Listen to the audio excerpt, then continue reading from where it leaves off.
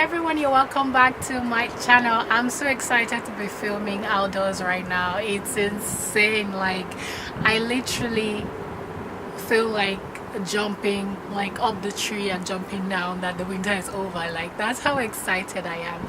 Anyhow, you're welcome back to my channel. If this is your first time of being here, you're welcome.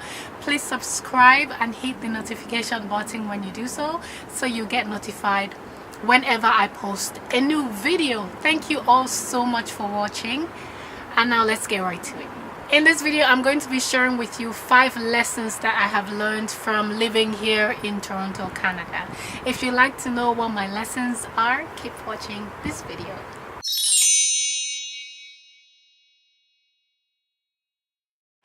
I have lived in Toronto for almost 3 years now, since June of 2016. Moving into a new country can be really overwhelming, and because I understand this, I am the best person for you to listen to. When it comes to the food, the culture shock, the language, the weather, I mean, it's really overwhelming being in a new country. So yes, again, I do understand you, and that is why I'm going to be sharing you these tips, and I hope that they help you to survive and settle down if you're new or if you're planning to come to Toronto, Canada, or wherever in Canada. I think these tips will really help you. Now to my number 1 tip: ask questions. I cannot overemphasize this enough. It's so important for you to ask questions because there are lots of opportunities for you if only you're asking the right questions. So for example, you're a new immigrant and you're wondering, how can I have access to resources like the library or community centers, or say you want to get a work permit? Like, who are you going to get this information from? So speak with people who have been here longer than you have been. Do not be afraid to make the calls. If you have questions with regards to your immigration, call immigration. Do not speak with anybody else. I mean, where is the best place for you to get information other than the main source itself? So call the people who are supposed to give you the right information. For example, if you got a call from CRA, you should know this firsthand. CRA is not going to call you to say that you're owing X amount of money. They are never going to do that. So call CRA if you have any concerns. For example, call immigration, call community centers. If you want to learn maybe English as a second language, or French or Spanish, call these centers. They are all online, and there are resources around your province that you can actually tap into as a new immigrant. Number 2 is learning about the weather. If you're moving from Africa like I did, where it's very hot, it gets up to between 32 and maybe 38 to 40 degrees, and you come here in the winter time where it gets up to minus 35 to 40 degrees, depending on how bad the winter is. It's going to be a real shock for you. You need to learn how to dress for the different weather. So the winter, the spring, the summer, the fall, you need to know what these weathers are and what the expected weather conditions are. So learning how to dress, learning how to drive, learning what activities are available in the different seasons is very important. So yes, you need to go into some deep research in learning about the weather. Very important. Number 3 is financial literacy. I cannot tell you how important it is that you are financially educated in this country. If you're not, you're going to get in some real trouble, and it's not going to help you that you come into a country fresh and you're already in debt. If for example you're moving from Africa, and because you're making this huge move, you come here with say $15,000 and you think that's a lot of money, the banks will chase after you and give you maybe a max limit of say $10,000 or $5,000 in your credit card, and you get excited and you think it's free money, then you'll be in some deep trouble if you do not know how to use a credit card. So I would say learn how to use a credit card, look into how you can save. If you're going to be working, start planning your retirement. It really makes no sense in this country that you work for 30 to 35 years and then you retire and you're making peanuts. every month. It doesn't make any sense. That's why you need to plan to save, plan towards your retirement, plan towards buying a house. You have to make plans towards everything. Your children, your spouse. Plan all of this. I don't know how to say. Planning involves budgeting, so it's something that we're really putting in so much effort to doing now in my family, and I have to tell you that I wish I had been doing it a long time before now. So yes, financial literacy is very important. If you need to get a financial advisor to explain things to you, do. I have listened to tons of financial advisors since I came to this country, and when I have conversations with people, I hear them saying, how do you know this and you're a newcomer? And I don't. I've been living here all my life. That's the difference. Educate yourself, my friend. My fourth tip is being able to have conversations that have to do with race. I really don't know how I feel when I hear people say that the only race is the human race. Well, that would be great if that were your reality, but it's not.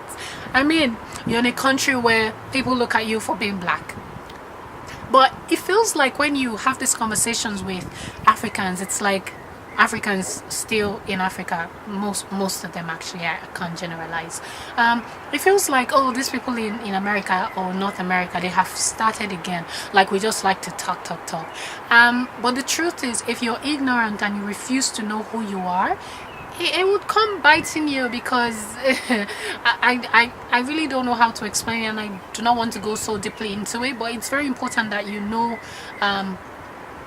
what issues that you face as an African person or as a black person living in America if you're going to survive here. It's part of your survival mechanism. You know, someone once said that, I don't know if it's a popular joke, but I mean, I heard it and I found it funny. It said a black person in a grocery store has more followers than on Twitter, and that is so true. So I've been in the grocery store sometimes, and I feel like the security guard is just following me, and I'm like, why do I feel like I'm being followed? And that's so true. It will happen. You want to pay for grocery and they're afraid that it's like you don't even have the money, or when you pick stuff, someone is looking at you like, can they pay for it? Or, you know, when you're walking on the road and someone is just following you, or they're running for their lives because they feel threatened that you're walking on the same street as they are. These are the issues that you need to think about, so that when it's happening, it won't be like a shock to you, like what's going on. I've been in church before and someone was actually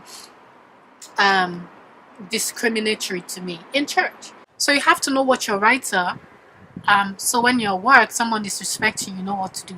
Or when the police stops you, you know how to act. When the police stops you and you're driving, for example, put your hands where they can see it. I'm sure I'm not the first person you're hearing this from. You've seen it in movies. Like, if they ask you to do something and you have to reach maybe in the back before you hear the bullets, you better advise them what you want to do. Like, okay, my thing is in the back, I'm going to reach out to get it. Is that okay? Advise them on what you want to do and get permission before you go ahead to do so. Very importantly. Now to my fifth and final tip for this video. I'm going to talk about the food. It's not going to be it's not going to be strange when you move here and you find that you have allergies to certain kinds of food, or you just start getting sick. It's very possible, because most of the foods in the grocery stores are laced with chemicals. Unfortunately, that's our reality here. You have to struggle between choosing organic and non-organic products to buy, and the organic products are actually more expensive. And something is organic doesn't mean it's natural. So these are issues that we have to face. Unfortunately, people come here and before you know it, they have cancer. Just the same way someone has a fever, you just hear, oh, this person died of cancer last week. And I'm in the elevator and I'm hearing people having conversations about cancer, and I'm like, why are they talking about cancer like it's just a fever? And that's true. You have to be aware of these issues. And if it's possible to find like your local restaurants or grocery stores where you can find foods that are closest to home for you, or stores that actually import foods from Africa, find them, eat the foods that you're used to. I'm not used to experimenting with different kinds of food, and you will not find me having a typical British breakfast. I don't eat bacons, I don't eat corned beef or canned beans. I don't even know what they are called. You don't find me eating Subway or McDonald's. No, I don't indulge in all of that. So I would say try as much to eat healthy so you don't get sick. Do your cleanses. I'm not doing any cleanses right now because I'm nursing. So I would say do your best to stay healthy. If you're planning to move to Toronto, Canada, anywhere in Canada, or you're here, you're new, and you do not have any clue as to how to do things, keep watching my videos. I will be giving you tips on how to settle down and survive here in Canada. I know it's almost school time. It's only a few months from September, and if you'll be resuming school in September, you should know by now, of course, so you can prepare accordingly on the things that you need to know and how to survive here in your new country when you arrive. Anyhow, please subscribe to my channel. If you have any video suggestions, please leave your comments in the comment section below. Like my video, share this video. Someone might need it, someone might find it very helpful. And thank you so much for watching, and I'll see you in my next video. Bye.